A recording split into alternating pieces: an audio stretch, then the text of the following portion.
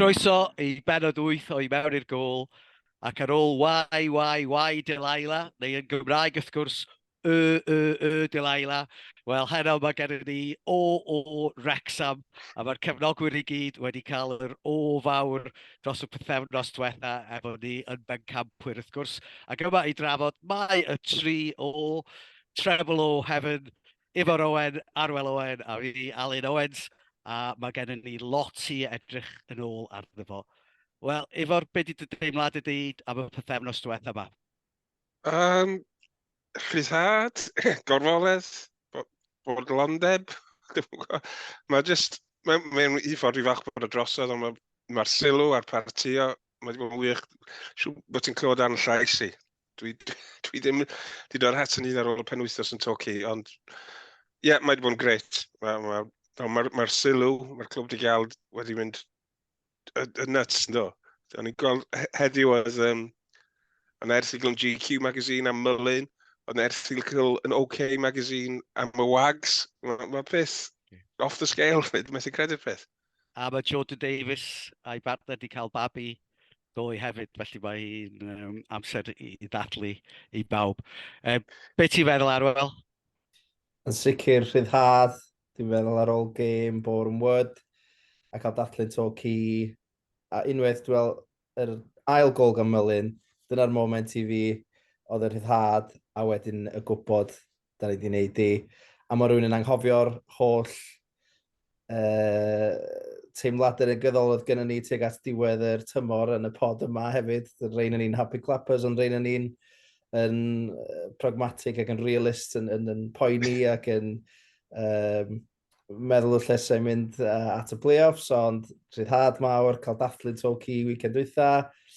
A fel oedd Ifor yn deud, sylw yn y wast. Dwi'n siŵr bod mae'r trin yn ni wedi bod ar ryw raglen radio neu rhywbeth wedi cael sylw a wedi cael rhannu'n teimladau am y clwb ac am yr tymor yma. Felly, na, gwych a heiddiannol iawn o'r llwyddiant a Phil Parkinson hefyd. Mae rhywun yn gweld bod o wedi gwneud job a hanner chwarae teg.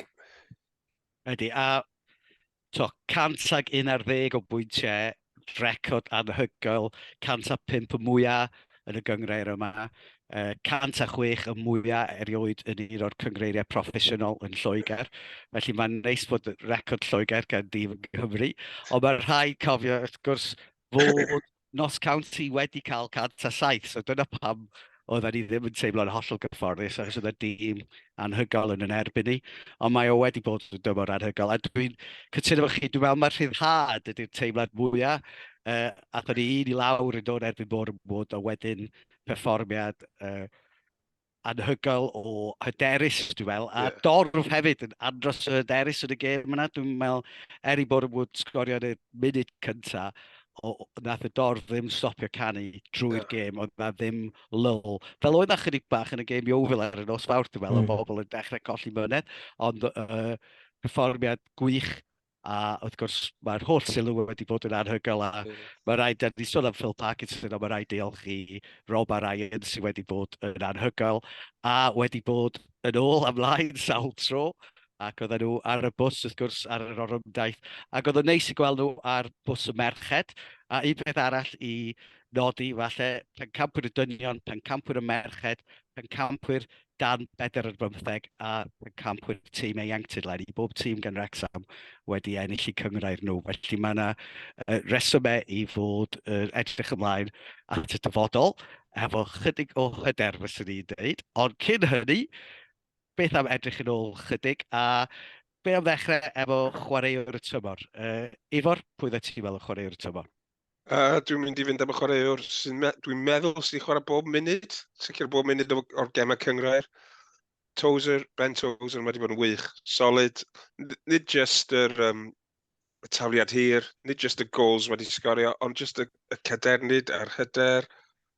A sicr ers tua mis Hydref, mis Tachwedd, mae wedi bod yn ffantastig. Dydy wedi gwneud dim byd o'i le, a dy'r draim canol o ddigon. So, fo i fi, dwi'n gobeithio geithio estyniad ar ei gytundeb. Ydy, a mae rhaid deud, dwi'n meddwl, ers i Max Clwyth symud i wneud lle i tynnu cliff. Mae Ben Tozer wedi edrych yn chwarae'r arbennig, a mae tynnu cliff yn lot o hynny, fyswn i'n dweud. Arwel, be ti fel? Dwi'n mynd i roi mensh i cwpl o chwaraewr o bosib sy'n mynd heiddi chwaraewr y tymor, achos bod nhw wedi chwarae digon. Ti wedi dweud enw un yn barod, Alun, Tynnu Cliff a Barnett hefyd yn heiddi mensh, achos dwi'n meddwl wrth nhw gyrraedd ar amser lle oedden ni ddim yn amddiffyn cystal yn gadael lot o gols i mewn, a ddim yn greadigol iawn yn mynd ymlaen ar yr esgyll. Felly, nath Tynnu Cliff, fel ti'n deud, slotio mewn i'r cefnau a creu ni'n uned anodd iawn i sgorio yn erbyn, a Barnett jyst yn cynnig rhywbeth ffres ar amser lle oedden ni angen hynny. Ond serch hynny, yr chwaraewr a bydd rhan fwyaf o fans Wrecsam, byddwn ni'n neud Tozer, ond dwi'n mynd i ddeud Paul Mullin, am sy'n eisiau esbonio pam. Dwi'n meddwl mae o'n brofiad anhygoel cael rhywun fel y mewn tîm. Os ti'n cymryd goals Mullin i ffwr oddi wrthyn ni'r tymor yma, dwi'n gwybod beth di'n cyfanswm pwyntiau ni, ond sy'n ni'n dychmygu bod o dipyn llai na be ydi o. A pob math o goals, goals pwysig, goals hwyr, heb os, Paul Mullin. Dwi eisiau rhoi enw arall i fewn, a Elliot Lee ydy'r enw hynny. Mae wedi bod yn fraint i William Arbryd, mae bobl yn canu just like watching Brazil, ond mae o just yn rhoi y spark yn eiliadau arbennig yna, wedi creu lot, wedi sgorio lot erbyn ddiwedd y tymor, falle ddim cweith gymaint ag Jordan Davies tymor cynt, ond wedi bod yn chwaraewr allweddol, ac ar ben hynny, am y chwaraewr efo gymaint o sgil wedi gweithio yn andros o galed. Ond dwi'n meddwl, a mae'n siŵr bydd efo'r yn deud yr un peth, dwi'n meddwl bod rhaid i ni fynd am Mullin, fynd o 47 gol, dim ond Tommy Bamford sydd wedi sgorio mwyaf mewn tymor, yr un faint a Gary Bennett, a gafodd dymor anhygoel ei hun. Ond yn fwy na hynny, y ffordd mae o wedi cario'r tîm ar yr amseroedd anodd, lle da ni wedi bod angen gol, a mae wedi bod ar ei orau yn y gemau caleta nhw, fatha yn erbyn Sheffield United, yn erbyn Coventry, yn erbyn Boreham Wood, ac yn erbyn Notts County. Felly mae hynny'n arwydd. Dwi'n siŵr os ydy o'n hollol yn holliach ar y funud, ond pan mae angen o, mae o wedi perfformio. Mae'r gallu gyda fo i greu allan o ddim byd sy'n anhygoel. Pryd mae'r canol cae yn cael ei swampio gen y tîm arall, mae o was yn ffendio rhyw lefel nath yn erbyn Boreham Wood. So, okay. Mae Tozer yn dda, mae Mullin yn well. Gewch chi hwnna. A mae Tozer wedi chwarae bob munud, wel, yn y gyngrair ers y 2 flynedd diwethaf, felly mae o'n rhan hanfodol o'r tîm yma, ond mae rhaid i ddeud, mae Paul Mullin chydig bach yn special. So, pawb gytid, syndod am hynna, yr happy clappers a'r bobl mwy o realistic hefyd, ond dyna ni. Ymlaen felly at moment y tymor. Arwel, beth ti fel? Wel, dych chi'ch dau a fi'n wedi bod ar cwpl o trips i ffwrdd ar y bus, ac yn rhyfedd iawn, dyn ni wedi cael lot o look, dyd i gwyd. Dyn ni wedi cael cwpl o dros yn do, Boreham Wood, Barnett, ond uchafbwynt ar y foment y tymor i fi oedd y gêm Aldershot i ffwrdd, lle oedden ni ddim wedi chwarae yn gret. Oedden ni'n gret yn yr 20 munud am yr awr cyntaf, fyny 2 gol i ddim. Ffeindio'n hunain mewn gêm 3-1, a wedyn Sam Dalby yn neidio'n uwch na neb yn yr munud 94 na 93 neu rhywbeth felly, a sgorio i wneud i'n beter i 2 ar adeg o'r tymor lle fydde unrhyw beth o'n buddugoliaeth ddim wedi bod yn gret, really. So dyna'r foment i fi, Aldershot away, Sam Dalby, 4-2. Efor? Dwi gael dewis gêm gyfan, fel y moment. Dwi'n mynd i ddweud y gêm Barnett na adre. Dathon ni ennill 7 gol i 5. A dwi'n cofio fi a ti'n cael sgwrs Selin ar ôl y gêm. Oedden ni ddim yn hapus, dwi'n meddwl. Oedden ni ddim yn llawn cyffro. Oedd hi ddim yn bleserus. Oedd yr amddiffyn ar chwal. Ac ar ôl hynny, ddodd Tynnu Cliff i mewn i'r tîm, a nath hynny wneud gymaint o wahaniaeth. O ran, oedden ni'n loswi solid, a nath o wella'r chwaraewyr eraill. Nath o roi lot mwy o hyder i Tozer. Oedden ni'n dyn yn y cefn mwy o sydyn. A sy'n dweud, mae foment yna i fi yn eitha tyngedfennol. Dwi'n meddwl, os yw rhaid i fi big o moment, mae rhaid i fi ddeud y trydydd gol yn erbyn Bournemouth, just o ran y ryddhad a'r pleser pyr, a gweld Melyn newydd sgorio gol anhygoel efo droed dde, a wedyn yn gwneud gol brogystal a'i droed chwith, ond falle mae hwnna'n un fysa pawb yn dewis. Felly dwi'n mynd i ddewis, dwi'n meddwl mae clywed fod Ben Tozer, Ben Foster wedi arwyddo, a oedd digwydd bod oedden ni mewn bar yn split, ond just gweld o'n dod ymlaen yn chwarae hefo arddeliad a hyder, a dwi'n meddwl o'r eiliad yna, o'n i'n teimlo, dyma be oedden ni angen just i dawelu'r tîm, achos oedden ni'n tri yn bromli yn doedd a pam ddodd Howard ymlaen, oedd o ddim yn edrych yn rhy hyderus ar ôl i Rob Leighton frifo, a dwi'n meddwl fod hwnnw hefyd wedi bod yn eiliad lle pam oedden ni angen o, nath y peth iawn ddigwydd i ni. Felly, dwi'n meddwl hwnna hefyd yn bwysig. A mae o wedi bod, mae jyst i hyder o a'i broffesiynoldeb o wedi wneud gwahaniaeth. A fydd o'n ddiddorol gweld os fydd o yna flwyddyn nesaf. Mae'n ddiddorol bod neb yn rhan o'n ni wedi dewis y penalty save. Na, Ie, de. ie, a mae bosib iawn. Mae'n gymaint o'n nhw does.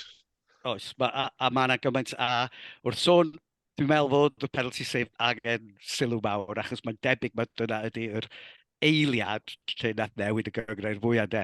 So oedd o'n 3 pwynt o swing yn doedd, a oedden ni newydd golli Halifax, felly nath o wahaniaeth. Felly nath ni ennill o 4 pwynt yn y diwedd, oedd o'n eiliad tyngedfennol, ac eiliad y tyngedfennol eraill ydy y goliau, felly gol y tymor.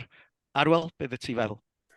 Dwi'n meddwl wneud na lot ddewis yr un yma, ond dwi'n mynd i fynd am gol Ben Tozer yn erbyn Eastleigh i ffwrdd. Eto gêm agos, gêm, oedden ni ddim yn chwarae'n gwych, oedd hi'n oer, oedd hi'n ganol geia, oedd hi'n dywyll, pitch anodd caled, a just Ben Tozer allan o'n un lle, just boom, troed dde mewn i'r gol. A just ti cael moment felly mewn gêm, a ti'n meddwl, iawn, 3 pwynt, da ni'n iawn efo yma. So, dyna'r gol i fi, dwi'n meddwl, bod na, fel Eifo yn dweud, mae yna gymaint o'n nhw season yma gyda bob dim, ond Ben Tozer i ffwrdd yn ebyn Eastleigh.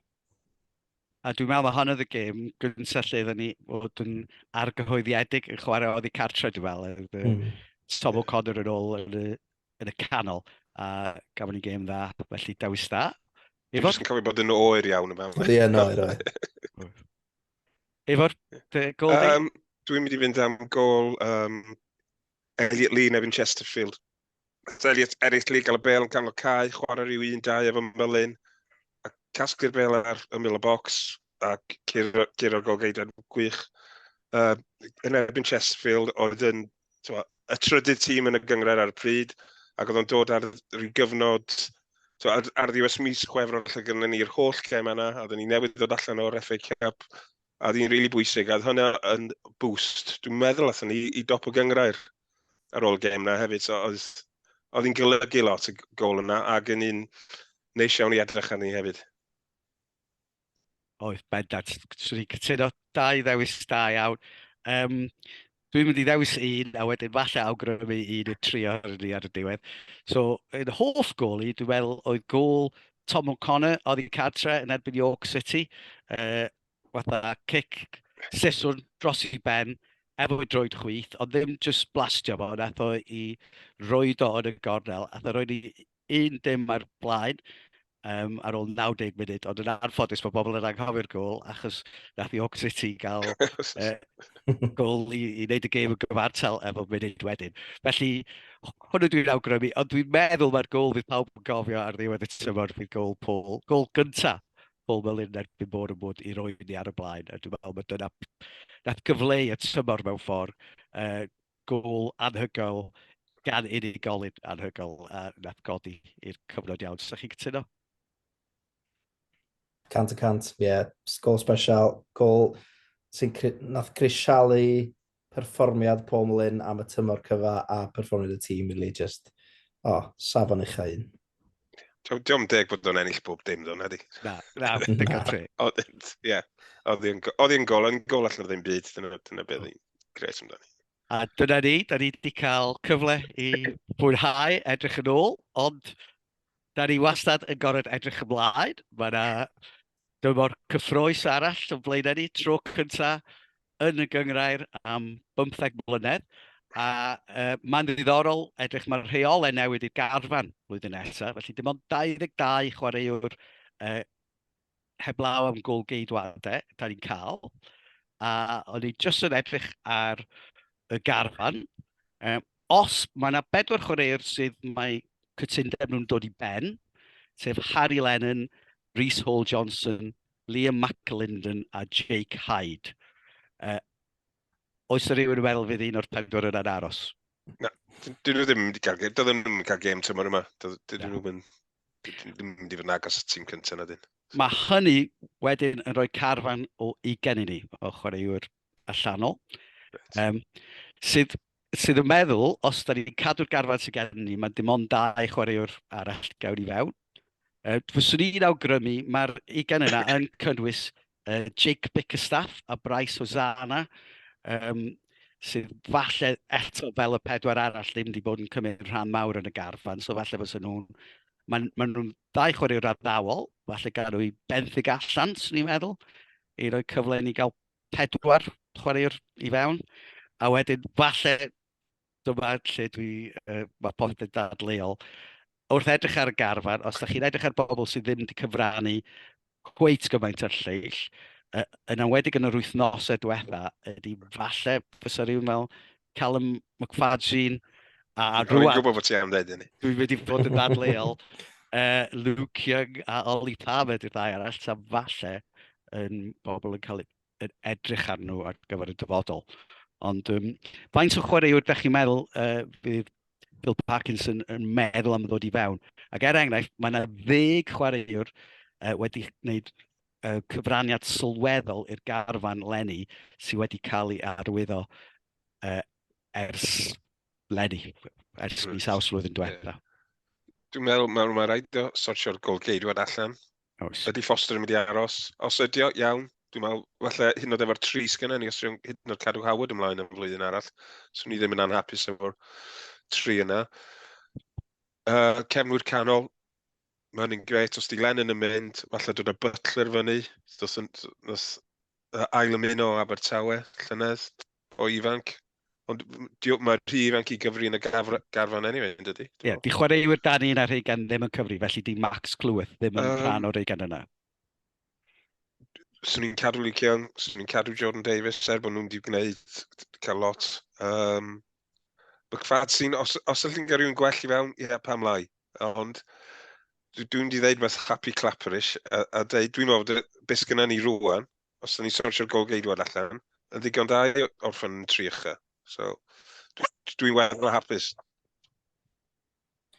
Ie, dwi'n meddwl, mae gennym ni ddyfnder ar y garfan yn wahanol i tymor diwetha. Dwi'n meddwl oedd gennym ni ddigon o ddyfnder a cryfder yn y garfan i gael dyrchafiad. Blwyddyn diwetha, dyna ddigwyddodd. Pobl fel O'Connell sydd wedi dod i mewn, Tom O'Connor, dwi'n rhagweld nhw'n cael fwy o amser ar y cae. O'r dechrau, dwi'n meddwl mae O'Connell yn enwedig yn chwaraewr sydd wedi cael... Mae'n edrych yn chwaraewr sydd i fod chydig o gyngreiriau uwch, dwi'n meddwl. Mae'n ddiddorol gwybod beth fydd yn digwydd i Waters, gath o ddod ar y cae reit ar ddiwedd gêm, Torquay do, dyma'n mynd i wneud cyntaf fo. Da ni ddim wedi gweld o digon i weld sut mae o'n ffitio fewn i'r garfan. Swn i yn mynd am wingback sy'n gallu chwarae ar y 2 asgell o bosib. Dwi fel chi ddim wedi fy argyhoeddi o ran McFadzean, o ran mynd fyny. Ydy o ddigon da i League 2, ydy o ddigon da i... Wel, siwr o fod ddigon da i'r National League, ydy o ddigon da i'r League 2, dwi ddim yn gwybod. Luke Young, ia, sy'n ni cadw fo, Andy Cannon. O bosib, sy'n ni dod â sort of box-to-box midfield ar i mewn wrach. Un peth fydd o'n ddiddorol, da ni'n hollol... Da ni wedi cadw'n tactics a'n formation trwy'r tymor really dod. Ni wedi chwarae 3 yn y cefn a wingbacks. Alla i ddim meddwl am game lle da ni wedi dechrau efo 4 yn y cefn. Di o'm licio chwarae unrhyw ffordd arall. Na, a dyna'r system ar lot o'r tîmau yn chwarae dyddi yma. Ond Mendy a Ford yn gallu chwarae fel fullbacks yn iawn. Fydd oedd ddiddorol gwybod os yna chwaraewr eisiau gadael, neu bydd i gael posib bod un neu ddau o'r unau mynd i gael cyfle i fynd i'r ben cympwriaeth hyd yn oed. Os dyn nhw'n cael cynnig cytundeb, gan i weld os fydd yna digwydd. Ond dwi ddim yn gweld, dwi ddim yn rhag gweld lot o newidiadau, ond i bai bod ni'n cael dechrau gwael i'r tymor. A dwi'n meddwl, mae yna lot i ddeud am y momentum a'r ysbryd a'r just y ffordd mae'r tîm wedi clicio fe'i gilydd ebyn diwedd tymor, sy'n eisiau colli hwnna. Dwi'n meddwl bod Parkinson yn heiddi clod mawr, mae wedi adeiladu carfan da, personolaethau da. A dwi'n meddwl, mae'n siŵr bod maen nhw'n cael eu talu'n dda. Dwi'n siŵr os fysa yna lot eisiau gadael, bod yn onest. Swn i'n meddwl, na, mae yna rhyw apel arbennig am Wrecsam, a sôn am Hal Robson Carr yn y Gareth Bale, yn dod i fewn o... Ddim bod Gareth Bale ddim digon da. Mae Messi wedi cael ei ryddhau heddiw. Dwi'n meddwl, swn i'n eisiau Hal Robson Carr, dwi'n meddwl sef o'n gallu chwarae i'r safon digon da i Wrecsam. Ie, mae hwnna beth hyrt i ddeud.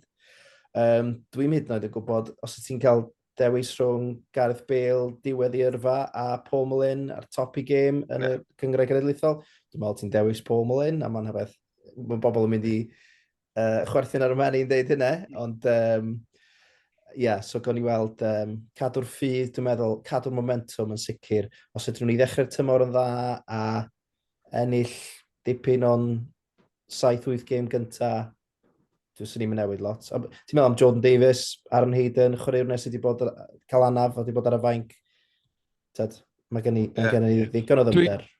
Dwi'n meddwl, cytuno fo beth eich dweud, dwi'n meddwl gen i dîm cry i'r ail adran, mae gen i gyfle da, ond maen nhw wedi pigo tîm yn Gyngor Genedlaethol ar gyfer yr ail adran yn dod. Felly dwi'n meddwl, o hyn ymlaen, da ni'n mynd i fod yn prynu chwaraewyr nid jyst yn gallu chwarae yn yr adran gyntaf, ond maen nhw'n mynd i ddechrau trio adeiladu tîm bydd yn gallu bod yn gystadleuol yn yr adran gyntaf, a dydy lot o garfan sydd gen i ar y funud ddim yn chwaraewyr top adran gyntaf fyswn i, maen nhw wedi dod o glybiau lle oedden nhw wrth gefn yn y clybiau yna. Felly dwi'n meddwl falle fydd yna chydig mwy o symudiadau na da ni'n meddwl, ond dwi'n cytuno fo ti, dwi wedi gwylio Luke Young a Ollie Palmer ar rhain, a Callum Fancy ar y bws o beth felly, does na neb yn edrych fel bod nhw eisiau gadael, felly mae'n mynd i fod yn adeg diddorol. Gobeithio wir bydd Wrexham ddim eisiau gwerthu bobl, ond fysa fo'n anodd iawn os rhywun dod i fewn efo lot o arian a rhwystro rhywun fel Paul Mullin rhaid gael cyfle i chwarae mewn lefel dipyn uwch yna wedi os ydyn nhw'n lleol wrth gwrs os dyna pam ddoth o i Wrecsam yn y lle cyntaf. Felly, mae gennym ni lot i edrych ymlaen am o ran trosglwyddiadau. Momentum oedd y gair mawr ar ôl yn dweud, a dwi'n meddwl mae gennym ni lot o hynny, a mae'n bwysig cadw hynny. Ac wrth gwrs, cyn ddechrau'r tymor, mae gennym ni 2 gêm wedi cyhoeddi rwan, mynd i Gogledd Carolina i chwarae Chelsea. Da ni wedyn chwarae LA Galaxy, di cyhoeddi wythnos yma, ac i orffen chwarae Manchester United yn San Diego. Ti'n meddwl bod hyn yn syniad da, neu di'n mynd i fod yn rwystyr? Beth ti'n meddwl, Ifan? Pam lai, mae'n rhan o'r syrcias. Fydd hi'n ddiddorol gweld pa ser fydd yn troi fyny. Fath fydd Joe Biden yn anlawnsio i ymgyrch arlywyddol. Dwi'n gweld pam lai. Dwi'n meddwl fydd rhaid yn cael 2 gêm ar ôl dod nôl, cyn y tymor, heina fydd yn bwysig. Mae hwn rhyw fath o wobr i'r chwaraewyr ac i'r fans a codi profil y clwb hyd yn oed yn uwch yn America. So dwi'n mynd erbyn y peth na. Arwel, ti'n meddwl mynd? Na, dwi'n meddwl fyddai'n mynd, ond fel oedd Ifar yn deud, dim niwed. Rhan o'r syrcas, os di profil y clwb yn fawr yn America yn barod ar ôl y tymor yma ar dathliadau, mae potensial i ni gael 10 gwaith yn fwy o sylw A ma hwn yn beth da. Mae'n dod â revenue mewn i'r clwb, mae'n dod â sylw i'r clwb. Gadewch i ni fwynhau'r syrcas, ddeu. Na, dim problem o gwbl efo hynna. A gemau cyfeillgar ydy gemau cyfeillgar yn dweud, fatha bod y pêl droed yn werth lot. Mae fyny Phil Parkinson, gan gymryd na Phil Parkinson fydd y rheolwr de. Be sydd wedi glywed? Na, dim byd yn gwybod. Mae fyny ddefo, just defnyddio'r gemau fel cael meddwl am syniadau a siapiau. Di gemau cyfeillgar yn ddim byd, os da ni'n elwa o ran hyrwyddo'r clwb, gret, dim problem. Dwi'n meddwl bod nhw'n gemau ti'n gallu adeiladu ysbryd tîm hyd oed bellach pam ti ar daith fel adwyt. Yr unig beth sydd ddiddorol ydy, os ydy'r tymor yn dechrau yr un pryd Lenny a nath o llynedd, mae o 8 nos ar ôl y gêm yn San Diego, felly mae hwnna'n eitha tyn. Oedd fi fod yn fel sy'n cael dipyn o gemau ar ôl dod yn ôl. Ond Mae'n 5 yr 6 mae'r tymor o Awst mae'n dechrau, dwi'n siŵr y weekend.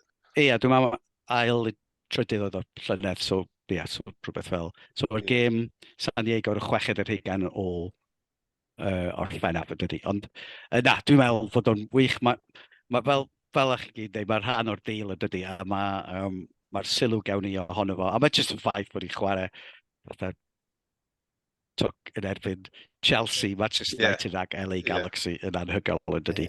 Felly mae o'n edrych yn gyffroes iawn. Gobeithio fydd y gefn y teledu, wrth gwrs. Dwi'n meddwl fyddai'n gallu ffordd yn mynd, ond fyddai'n gwylio'n astyd, achos fyddai'n ni gobeithio gweld y bêl yn mynd i fewn i'r gôl.